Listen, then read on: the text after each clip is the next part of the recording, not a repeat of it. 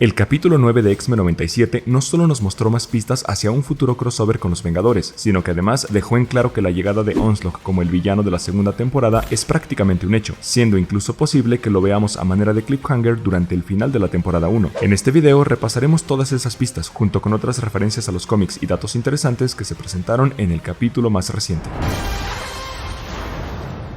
Y arrancamos regresando con las cosas vistas en la intro, pues tal como se esperaba, Tormenta pronto volvería a aparecer en ella, pero en esta ocasión lo hace ya vistiendo su clásico traje de los cómics de los años 70, detalle que ya habíamos referido en un video anterior. Y hablando de trajes, agárrense porque vamos con una seguidilla de datos derivados de los distintos uniformes que vimos en este capítulo, comenzando por Roberto luciendo ahora sí como el auténtico Sunspot al llevar su clásico traje de los New Mutants, seguido de Rogue, quien luce también el traje original con el que debutó en los cómics, y por si hay algún despistado que no lo notó, encima de este lleva la gabardina de Gambito, la cual más tarde le daría al Profesor X, quizá en un intento de restregarle en la cara la muerte de su alumno y cómo este parece estar dispuesto a que otros sigan muriendo. Siguiendo con los trajes, los uniformes que se ven en los aparadores y que luego usarían los personajes para la batalla son los clásicos de los años 70 y 80, incluyendo el de Jean que ya habíamos visto en el capítulo 2 cuando Madeline empacaba para irse junto a Cíclope. Para quienes jugaron Marvel vs Street Fighter u otros de la época, recordarán que justamente el traje alternativo de Wolverine era el rojo, y en cuanto a este uniforme del Profesor X es el que le vimos usar cuando viajó a la Tierra Salvaje.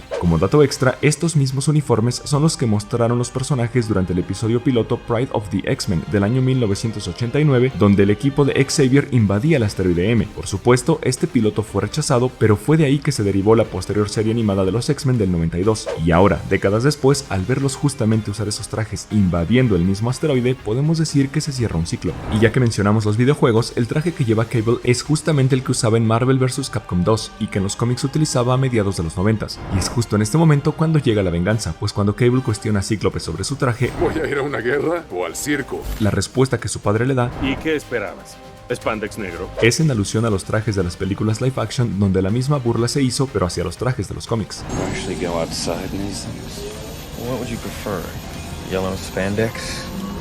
Finalmente, en cuanto a Morph, la ropa que le vemos usar es una adaptación del que usaba en la serie de cómics Exiles, con la diferencia de que aquí no lleva la capa que sí portaba en los impresos. Por cierto, como es costumbre señalar en estos repasos, las transformaciones de Morph para este episodio fueron el Señor Siniestro y Hulk, quien si no recuerdo mal sería el primer personaje en quien se convierte en esta nueva serie que no es propiamente un mutante, y a su vez, en el segundo de los Vengadores originales del MCU en aparecer. Por cierto, ¿viste este cartel que el Hulk Morph aplasta? Pues se trata evidentemente de una referencia al productor de la serie, Bow DiMaggio. Esta motocicleta que se ve en el hangar de los X-Men es la Mutant Cycle de Wolverine, perteneciente a la línea de juguetes de Toy Biz a principios de los 90s. Los equipos de ataque en que los personajes se dividen en este episodio, azul y dorado, son los sobrenombres que los X-Men llevaron justamente cuando estos se separaron en los cómics también a inicios de los 90s, convirtiéndose así en dos grupos distintos, los cuales perseguían y luchaban por ideales un tanto diferentes. Años más tarde se publicarían también dos series precisamente tituladas X-Men Gold y X-Men Blue. Cuando Júbilo quema la tarjeta de presentación de Roberto,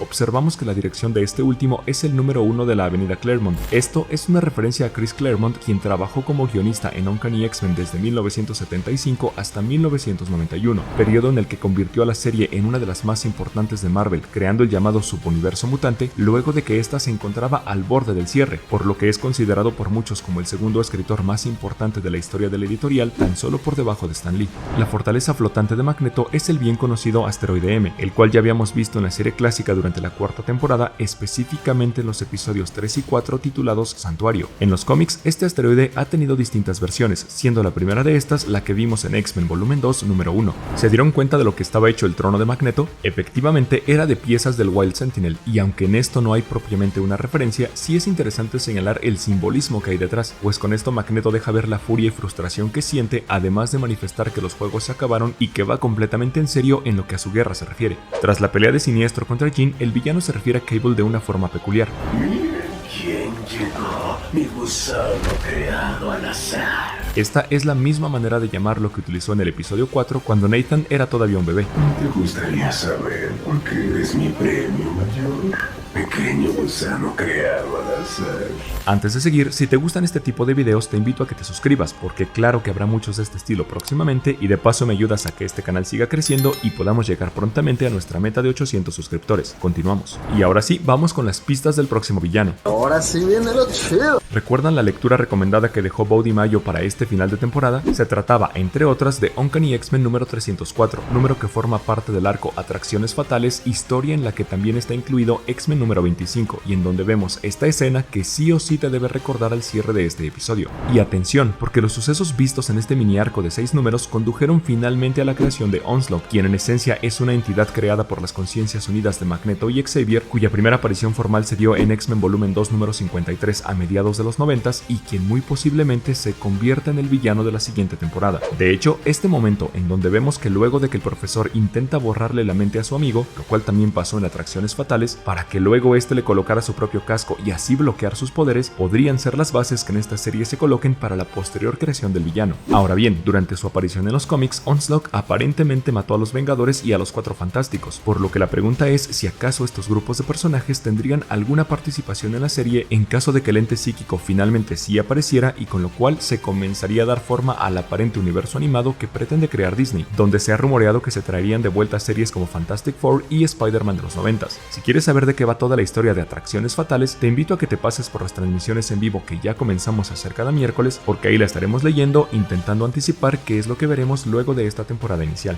Por cierto, ¿estuviste de acuerdo con que Rogue se uniera a Magneto? Pues eso fue un paralelismo con lo visto justamente en el arco Atracciones Fatales, donde Coloso decide unirse al amo del magnetismo luego de la muerte de su hermana Illyana, en quien Morph se transformó en el episodio 4, estando desilusionado por el sueño utópico de Xavier, exactamente por las mismas razones que Rogue lo hace aquí tras el fallecimiento de su gran amor Gambito. Y comprobando que el tema de Atracciones Fatales tiene desde ya demasiada influencia en este cierre de temporada, cuando Xavier habla telepáticamente con el presidente Kelly, este último hace mención del protocolo Magneto. Los protocolos de Magneto se planearon justamente para esta clase de crisis. Dicho protocolo también existió en los cómics en el arco ya señalado, el cual se trataba de una serie de satélites alrededor del planeta cuyo objetivo era bloquear los poderes de Magneto en la Tierra, asunto que derivó en que Magnus usara un pulso electromagnético justamente como el que vimos hace un par de episodios aquí en la serie. Y hasta aquí con los datos relacionados al episodio 9. Yo soy Cal y nos vemos la próxima semana para más curiosidades, guiños y referencias de lo que será el último capítulo de la temporada 1 de X-Men 97, aquí en la Zona Fantasma.